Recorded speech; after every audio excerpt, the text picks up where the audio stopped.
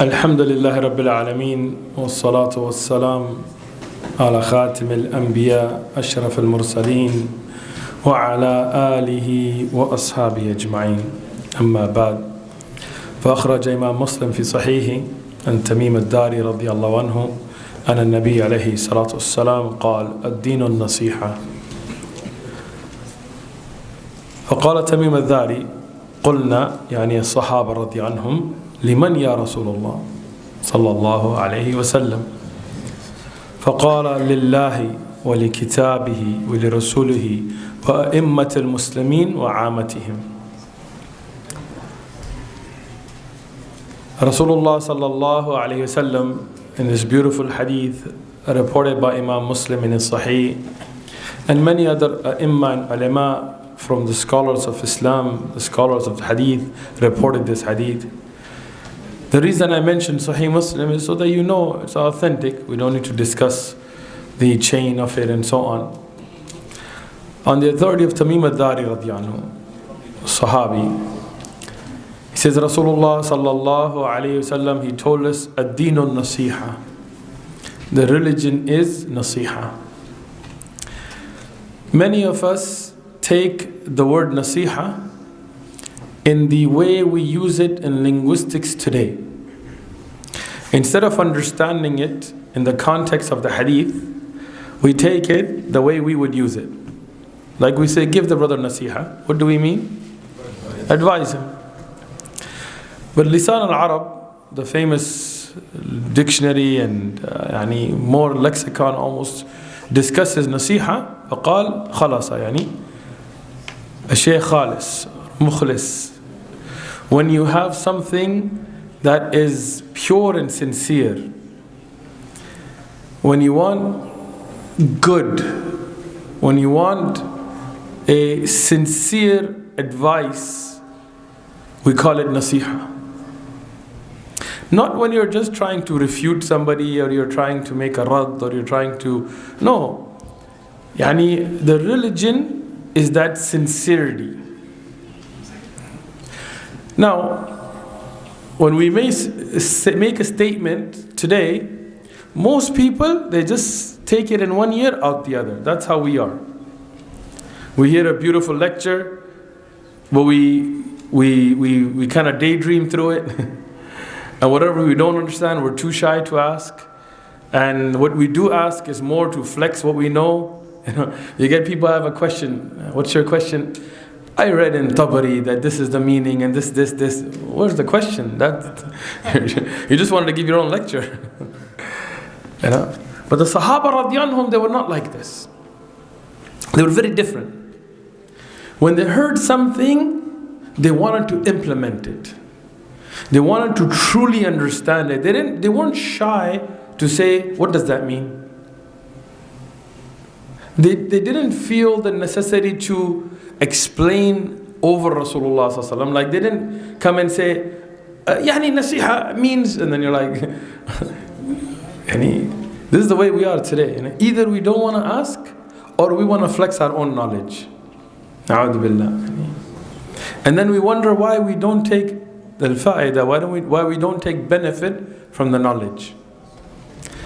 When Rasulullah sallallahu alaihi wasallam told us, "La yadkhul al-jannah," the person, nobody will enter Jannah. Man kana, whoever has mithqalan, even the example of darratan min al-kibr, even a smallest speck of pride in their heart, fi qalbihi, and in their heart. The Sahaba didn't just take this and leave it. No, they said, "Ya Rasulullah, one of us likes nice clothes, nice shoes." Like they evaluated themselves immediately. They didn't say, "No, my heart's clean, I'm good." Or they didn't say, "Oh, this other person should listen to this." Today when we hear a lecture, the first person that comes to our mind is somebody else. Man, if this sister heard this, or this brother want to send it to them, we don't even listen to it. You see the title? You're like, you know who needs this? Oh, you need it and I need it. So Sahaba immediately, they took it on themselves. So they would ask, "Ya Rasulullah, one of us likes nice clothes, nice shoes, nice things. Is this mean we have kibr?" So Rasulullah sallallahu alaihi wasallam explained it. He says, "No, kibr is when you reject the truth. Like the haqq comes from the Qur'an, hadith, you reject it. No, I don't want to listen to it. I'm going to make a video against it. Very easy to sit in your bathroom and make videos against people. Why? Because you don't want to accept the truth. When the Qur'an, the Sahih hadith are established, no. So this is kibr. Not wearing nice clothes. Not wearing nice shoes. And to look down upon others. Like when you say somebody, and you say, yeah, I'm better than them. I'm this lineage, I'm this race, I have this kind of a car, I have this kind of a job, and you look down on others, that's kibr. Allah protect us. Yeah. But the Sahaba radiallahu anhum, they were very clear in questioning, in asking to implement. So when Rasulullah sallallahu alaihi wasallam told them, ad-din al-Naseehah, the religion is sincerity, they didn't just leave it at that. They understood the linguistics of it. I had to explain from Lisan al-Arab, but the Sahaba didn't need that. They were the best fasih, they're baligh, they were very eloquent in their Arabic. But they wanted to understand, how do we implement that? Who do we give this sincerity to? So then Rasulullah sallallahu alaihi wasallam explained, lillahi. I'm going to take it step by step. Al-Khattabi, he has a very beautiful explanation of this, and Nawawi also explained it. Ibn Rajab obviously has. I'm not going to go through each one, I'm just going to give you the summary of it. But if you want to read more, get Jami' al-Ulum al-Hikam of Ibn Rajab, or one of those books that really gets into this in deep depth. But to understand, how can you be sincere to Allah? Obviously, if we take the word Naseehah to mean advice, then already this doesn't make sense, right? That's why we go back to the actual meaning of the word. Tell you, what is sincerity towards Allah? Al-Nawawi, Al-Khattabi, Ibn Rajab, all of them explain. They said, first thing, to establish the Tawheed. That you know that it's the haqq of Allah, that none is worshipped but Allah. So when you see something other than Allah being worshipped, it should anger you. You should say, this is against. You're taking the haqq of Allah, giving it to the one in the grave, a saint, or an idol, or a prophet, or a sahabi, or a donkey, or a cow, or a monkey. I went to a country, I won't mention the name. It's a country between Bangladesh and Pakistan. And I was there in 1996. And I saw something strange. I was coming out of the airport, and I was in a rickshaw. They have rickshaws in this country. And a cow stopped and started to urinate.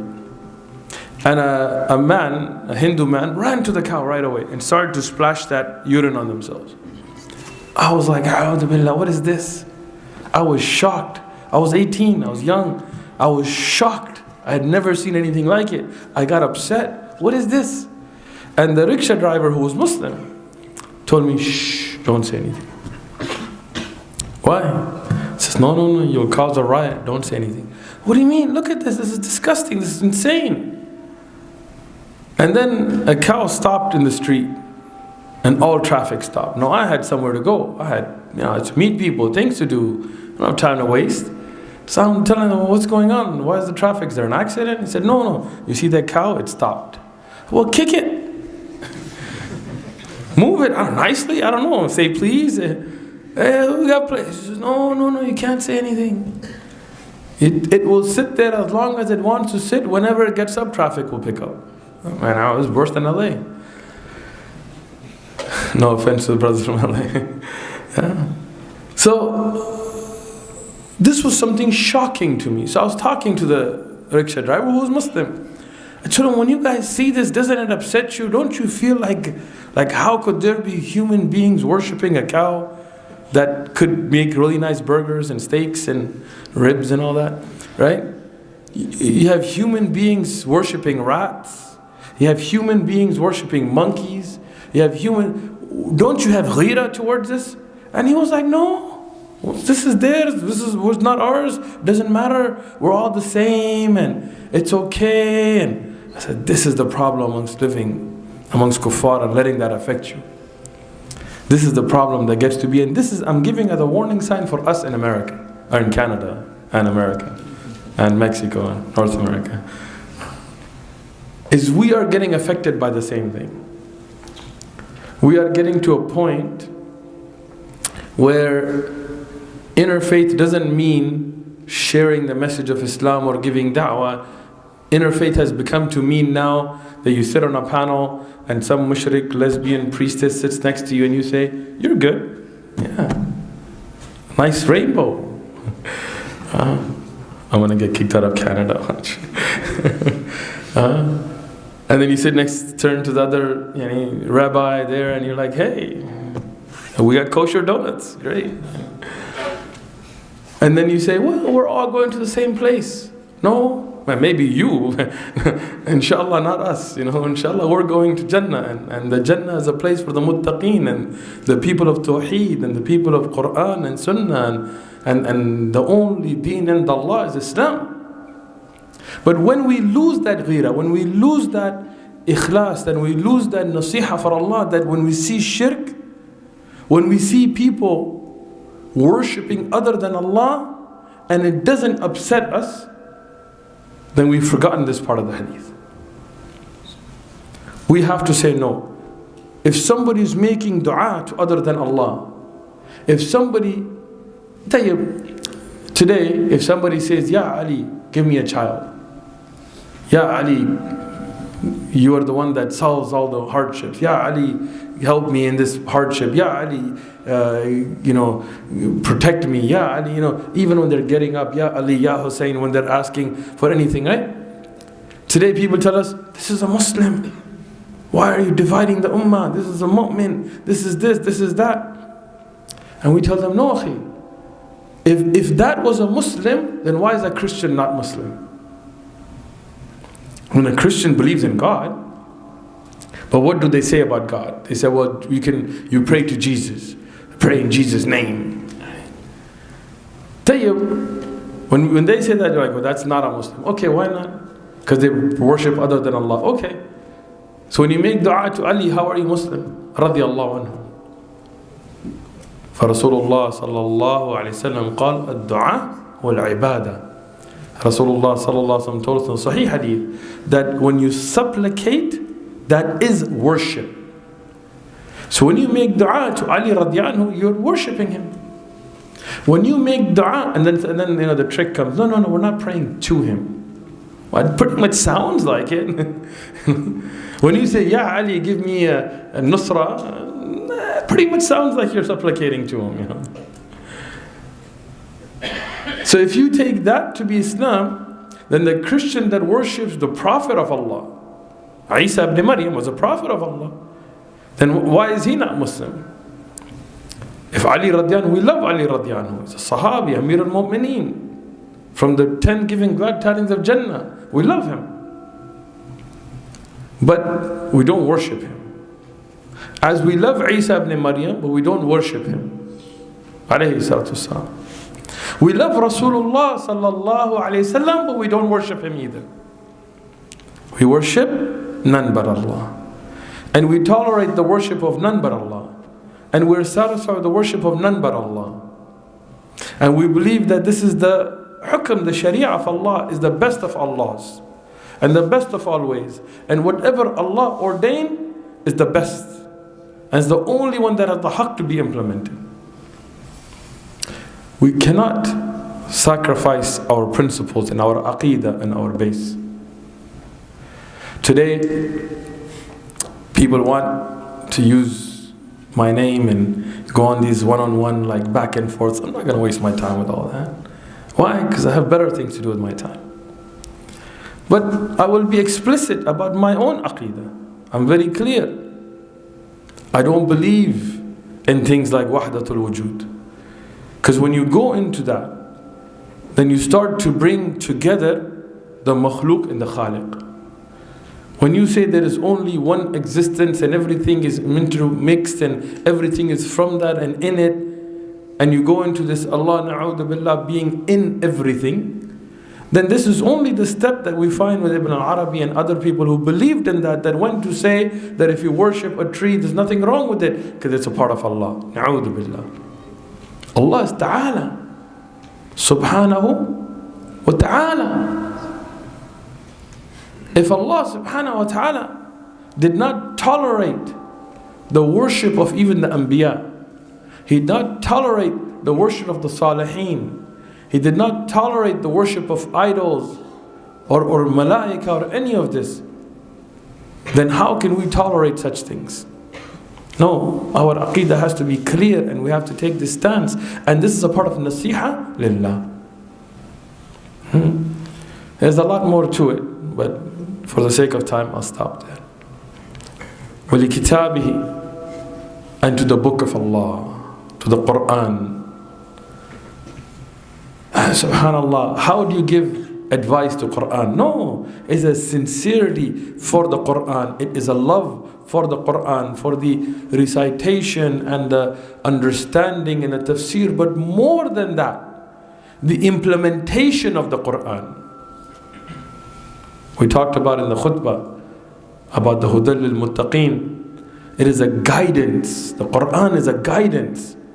May Allah reward our Shaykh Kareem for all the work that he's doing and the themes and understanding the Qur'an that he's presenting. These are very important because you want to understand the meaning of the Qur'an. What happens in the majority of the Muslim world today, and I mean the Arabic speaking and non-Arabic, is the Qur'an is only for barakah. Yani when Ramadan comes, somebody dusts the Qur'an off the shelf, unwraps it from its nice cover, ghilaf that they have made, and then they I finished the Qur'an in half a day. I finished 3 Qur'ans today. I finished these many. Wallah, I didn't understand a verse from it. They take the Qur'an to be riwaj, like a tradition. Weddings come, the Qur'an comes out, they put it over. Some of the countries, they have this bid'ah, they want to put it over the groom or the bride as they're walking, and you know what I mean, right? Yeah. And when funerals come, then some Qur'an is recited at the head of the grave and this. Nobody understands it, nobody thinks about it, nobody ponders upon the meaning, just riwaj. They go to the Qur'an without understanding a harf, even the Arab. And they're reading it. But if you ever sit down and go over the ayah and its meaning, they don't understand it. Illa masha'Allah, except who Allah subhanahu wa ta'ala gives the tawfiq, right? But the Qur'an is a book for us to live by. The Qur'an has our aqeedah. The Qur'an has our fiqh. The Qur'an has zuhud. The Qur'an has tazkiyah. The Qur'an has akhbar, the news of the past and the future and what's going on, what will go on. The Qur'an has solutions to our daily problems. The Qur'an tells us how to govern, how to live, how to interact with people. All of that is in the Qur'an. And when I say the Qur'an, I will include in it that which is in the Sunnah. Why? Ibn Mas'ud radiyallahu, once he was asked about the people who would pluck the eyebrows and make tattoos and make the space between the teeth and this, and somebody asked, is that in the Qur'an? He said, yes. So a woman, she said, I've read the Kitab Allah from cover to cover, it's not in the Qur'an. He said, it is in the Qur'an. She said, it's not. He said, didn't you read the ayat that you have to obey the messenger? Didn't you read in the Qur'an tells you to take what the messenger gives you? Then whatever the Rasul ﷺ has brought, obedience to that is from the Qur'an. Today you have some strange people, People, Allah, I don't know if they need special education or what. I believe in the Qur'an, but I don't believe in the Sunnah. Alright, let's go down that path. So you believe in the Qur'an? Yes. The Qur'an says, Aqimu as-salah, establish the salah. You believe in it? Yes. Okay, how? What time are you going to pray Fajr? In the morning. What time in the morning? Okay, how many rak'at are you going to pray Fajr? How many times are you going to make ruku'? How many times are you going to make sujood? What are you going to recite? Is it going to be adhkar, tasbihat, taslim, takbirat al-ihram? Find it. No. I just do my own way. Oh, who told you to make your own way? Where in the Qur'an did you find that? I just do what people do. Where in the Qur'an did it tell you to do what people do?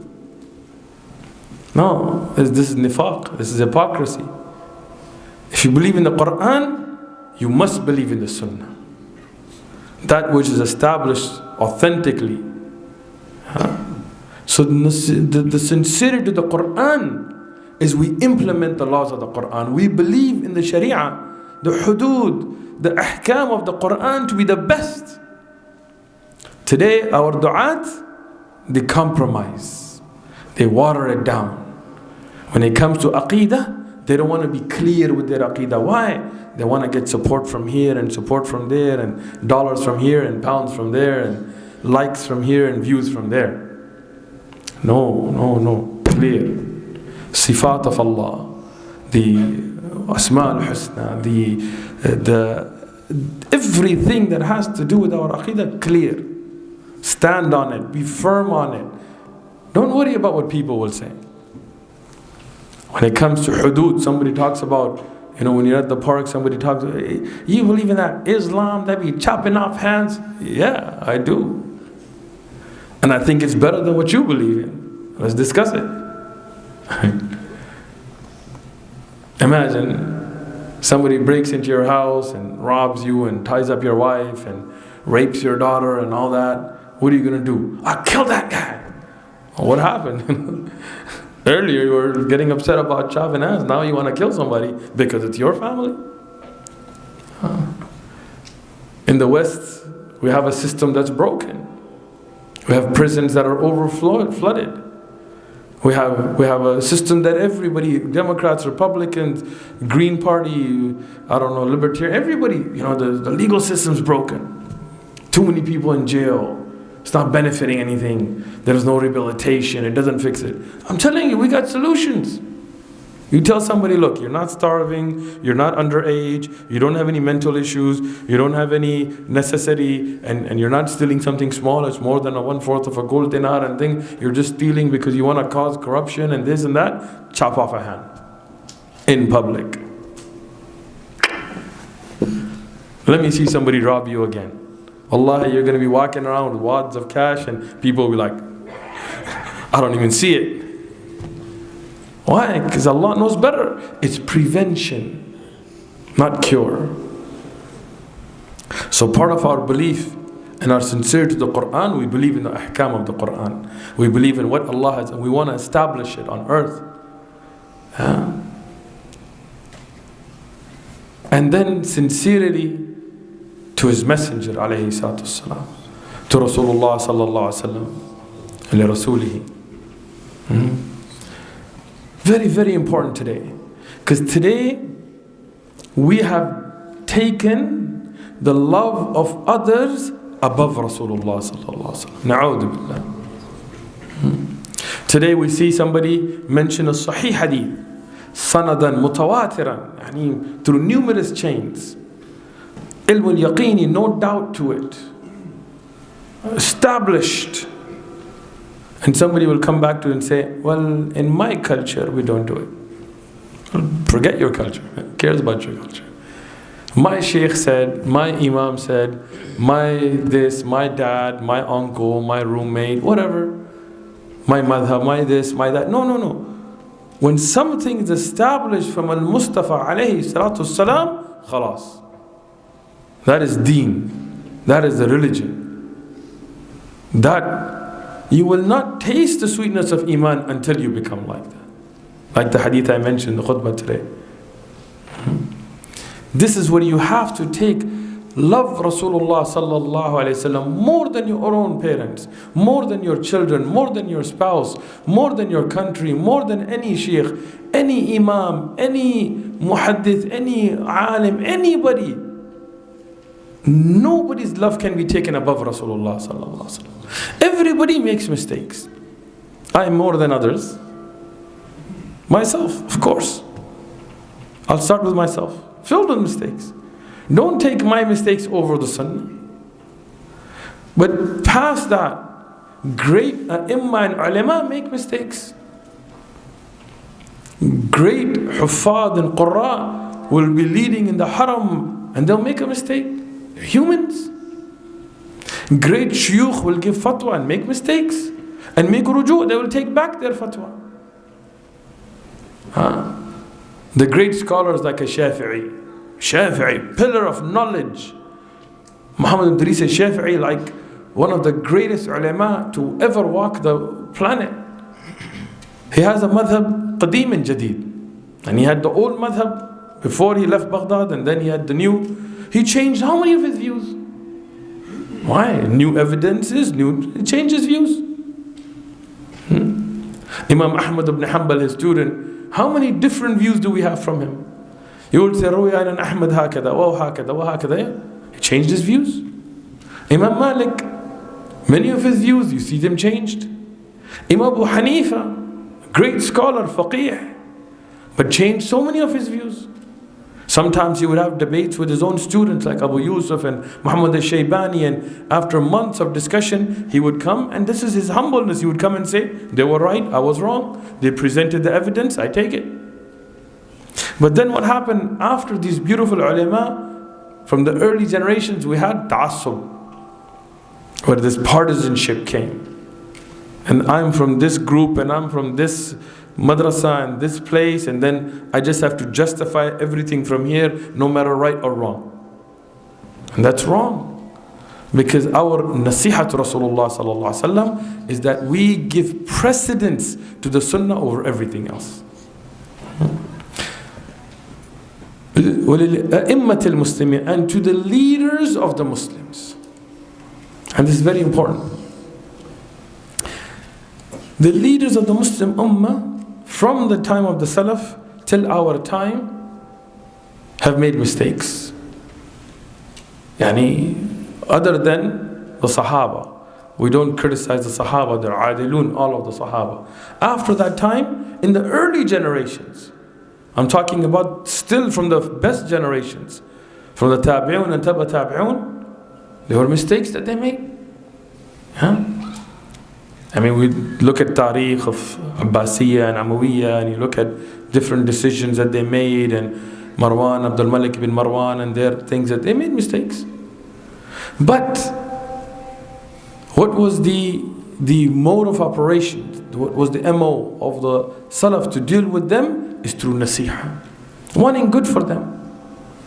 Ikhwa, if we start to cause bloodsheds and revolutions and criticisms and this over every mistake and every sin and every incorrect ruling by a ruler, wallahi, we'll never have anybody perfect. If me and you were made rulers tomorrow, you think we'd be perfect? This is from the lack of knowing yourself. If you think that you would have billions of dollars at your disposal and unchecked power, and you would be perfectly ruling by exactly what Allah has ordained, and never doing anything wrong, and never showing nepotism, and never misusing. If you think you're going to go out there and be Abu Bakr and Umar and Uthman, Ali radiyallahu anhum, and Umar ibn al-Aziz, you don't know yourself. I know myself. I ask Allah for protection from that kind of a responsibility, because it's a fitna. So what was the way? Is Naseehah, wanting good for them, not just wanting to flex by being able to point out mistakes and make jokes and things. No, really, do you really want good for them? Do you really want them to rectify and get better? And may Allah bless them in what they're doing, and may Allah forgive them for their mistakes, and may Allah correct them in what they're doing wrong? Or do you want to sit around and just try to flex, sitting in and most of us here sit in a kafir country, in a country filled with more sins than any of those Muslim lands, sitting next to people that are doing worse things than that, sitting next to family members that are doing worse things than that, and then we're like, can you believe what that guy did? Go look at what you do at night. Naseehah, well-wishing. And then for the Amat al-Muslimin, for all Muslims. We want good for them. We don't want this culture of just trying to find faults and criticisms and get views and get likes by pointing out people's mistakes. Is a very toxic culture. And Shaykh ibn Uthaymeen, rahmatullah alayh, he was from those great ulama that are a qudwa, they are an example for us. He said one time, and this is I think I know it's in his Majmu' al-Fatawa, but also in the Kitab al-Ilm, I believe the one that he wrote himself, he mentioned this. He said that in our time we were restricted to certain books like Zad and Rawd al-Murbi and things like this, and people would go through these books and there would be a structure. And then what happened is a time came that everybody started having their own ideas. And this is what we see a fitna today as well, Everybody thinks they're Shaykh al-Islam. One time Shaykh ibn Uthaymeen was speaking and he mentioned Qala Ahmad, and Imam Ahmad said. And one person in the gathering said, Shaykh, what does it matter if Ahmad said? فَهُوَ رَجُلٌ وَأَنَا رَجُلٌ. And he was a man, I'm a man. He has a statement and I have a statement. So Imam Ahmad, Shaykh ibn Uthaymeen told him, حفظ Ahmad. Imam Ahmad memorized ألف hadith, million hadith. كم حفظت يا أخي? How many did you memorize? Go ahead. Person hasn't memorized 10 hadith and they're like, so what if Malik said? Who is Imam Malik and who are you? And so that structure, it got destroyed. So Shaykh ibn Uthaymeen said that sometimes now we read fatwa from people that makes us want to laugh and cry at the same time. They're so ridiculous, their istidlal is so off that you want to laugh and cry at the same time. But the beautiful thing, he said, Shaykh ibn Uthaymeen said that I had an intention to collect these, to warn people against them, but I was afraid that Allah doesn't make me from those that look for people's faults. So I decided not to.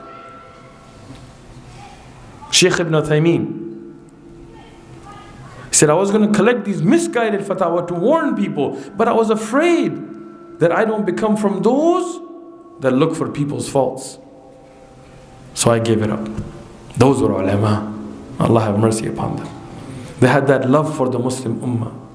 I was in the UK recently, and I sat with one of the shuyukh that was sent there by Shaykh ibn Baz, rahmatullah alayh. And he was telling me, he said, Shaykh al-Awliz ibn Baz was blind, but he would sit and he would tell people that came from other countries, tell me how was the ahwal of the Muslims in your lands.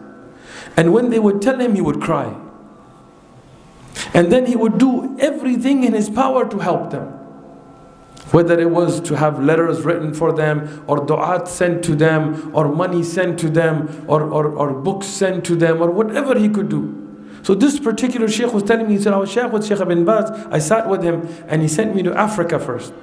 And he sent me to certain countries and he told me the people there have this need and this, go and help them and be with them. And then when the need in the UK came, he sent me to the United Kingdom. And I thought, subhanAllah, look at this shaykh. He was sitting there, but he was concerned about the whole ummah. He wanted for the whole ummah. He was worried about the whole ummah. And that is something we forget today. How to really want good for your brothers. That is Naseehah. And we ask Allah subhanahu wa ta'ala to make us from those that don't just listen to listen, but they listen to implement. Every talk you sit in is a hujjah. It is a evidence. And if you don't sit in it, then you have double hujjah. One, why didn't you go to it? And second, why you didn't implement. One of the shuyukh we were with many years ago, one of the brothers asked a question. The shaykh gave the correct answer. The brother said, man, I wish I hadn't asked you, because now, what I've been doing was wrong and now I can't do it. The shaykh said, if you didn't ask, you would have two sins. One for not doing it correctly, and second for not asking.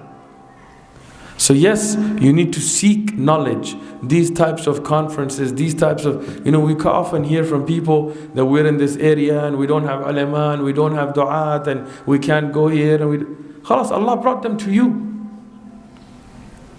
du'at and shuyukh, Shaykh Kareem and Shaykh Ibrahim and others, Allah brought them to you. And you have this opportunity. You must take advantage of it. And every lesson that you hear, you need to change your life from it. You need to implement something new. Revise, think. I listened to Shaykh Kareem, I listened to these people of knowledge. What did I benefit? Not just learn, because maybe you knew all of this.